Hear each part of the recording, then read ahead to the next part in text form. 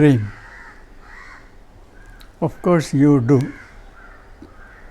I am not referring to daydreaming, but dreams during sleep.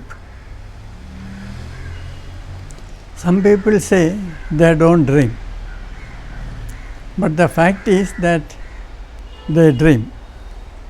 Everybody dreams. The only thing is that some people don't remember their dreams.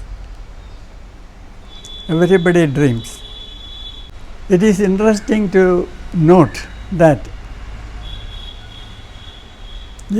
a human being spends 1/4 to 1/3 of his entire life sleeping, and of the total time spent in sleep, around 1/5 you spend dreaming. So dreams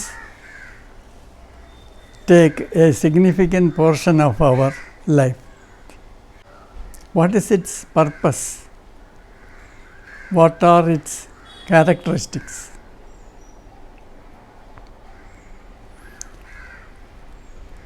In recent years, science has discovered or invented a method to find out when a person is dreaming. This is called the rapid eye movement measurement. When a person dreams, his eyeballs move from left to right and right to left. Originally, they used to attach electrodes to the eyelids to detect eye movement, but nowadays there are different methods like brain waves and physiological measures and all that.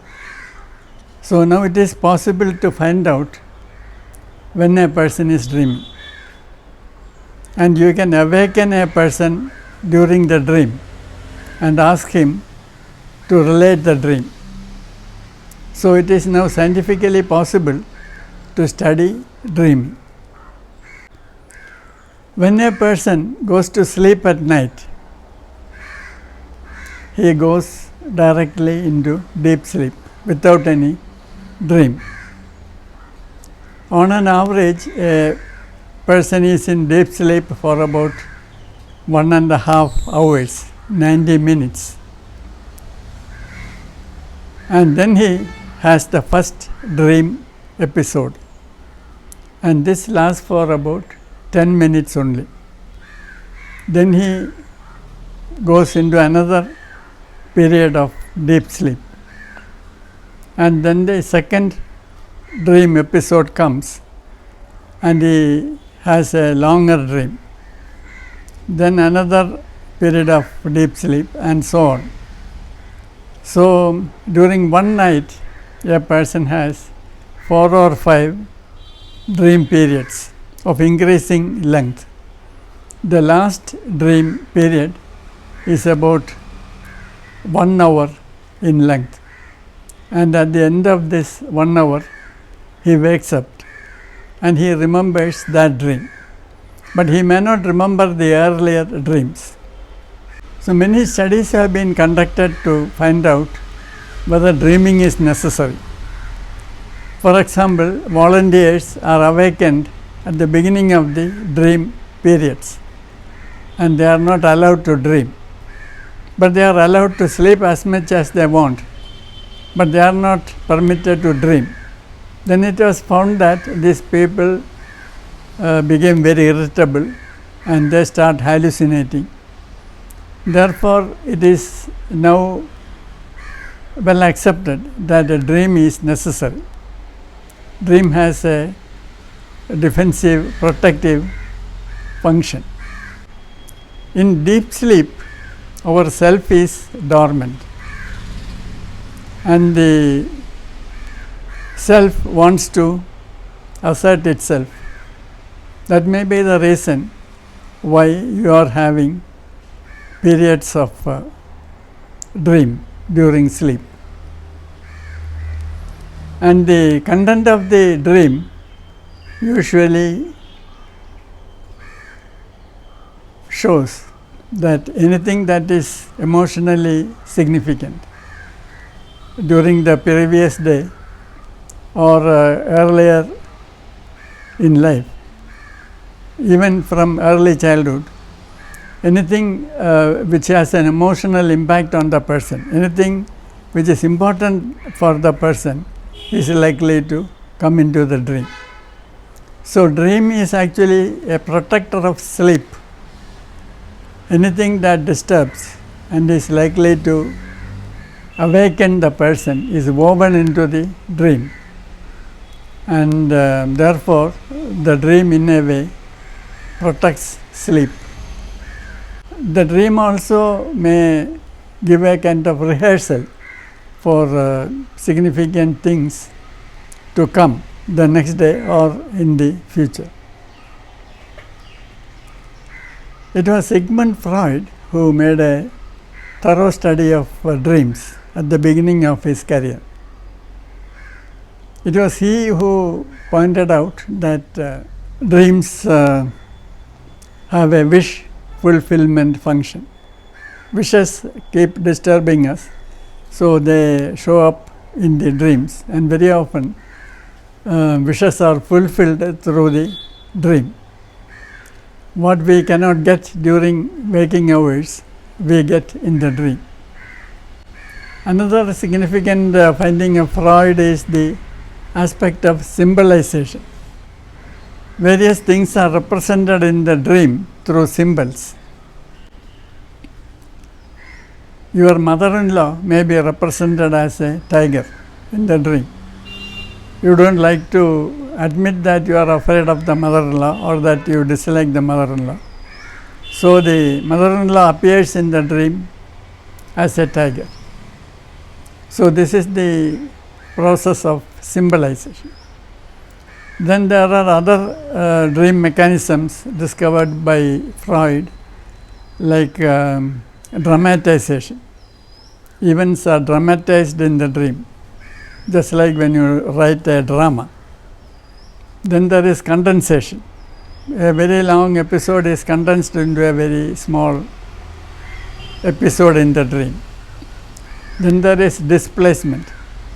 You may have hatred towards your boss, but in the dream you may show the same hatred to somebody else. So, there is a shift in the appearance of characters in the dream. Then there is what is known as secondary elaboration. You try to write down your dream, and then you invent details to make it a coherent story. The original dream may not be so coherent, but when you try to relate the dream to somebody else or write it down, you supply additional details to fill in the gaps to make a coherent story. This is known as secondary elaboration. Now, the most interesting aspect of dream is what is known as dream interpretation. Many people relate a dream and they want to know what it means. The fact is that a dream need not have any hidden meaning. There are cultures, both primitive and modern, which place a lot of importance on dreams. For example, some Red Indian tribes thinks that dreams are very important. When a person has a dream, he is encouraged to talk about it and also to act on the dream. Dreams are supposed to be very significant in a person's life. The Tibetans, for example, interpret the dreams in various ways. and consider dreams to be very important. Jews again in the Torah have methods of interpreting dreams, and in the Old Testament of the Bible there are incidents of dream interpretation, people taking dreams very seriously. Scientific truth is that it is not possible to have a rigid system of interpretation of dreams, because there are some universal symbols, there are also cultural symbols, and over and above this there are individual symbols. So, unless you know the individual symbols, you cannot satisfactorily explain an individual's dream. There are many books which give dream interpretations. They suppose that all symbols have the same meaning for everybody, but this is not true. For example, in the Freudian system of dream interpretation, flying is sexual activity. Almost anything is a sexual symbol or sexual activity in Freudian dream interpretation. Any elongated object is representative of the penis, and any round object is a symbol of the vagina. But in the Jungian system of interpretation, flying has a different meaning, and in the Adlerian system of dream interpretation, flying means overcoming obstacles is easy. So, therefore, even within psychology, there is no agreement regarding the meanings of various symbols. Snake, for example, in India may represent the Kundalini or spiritual awakening, while to Freud, a snake represents sexuality. So, therefore, unless you know the meanings of specific symbols for an individual, you cannot interpret his dream correctly. A person who grows up in a locality having a lot of water and canoes, a canoe may represent one thing, and in another culture far away from any water body, a canoe may represent entirely something else. So, you have to find out the meanings of individual symbols if you want to correctly interpret a dream.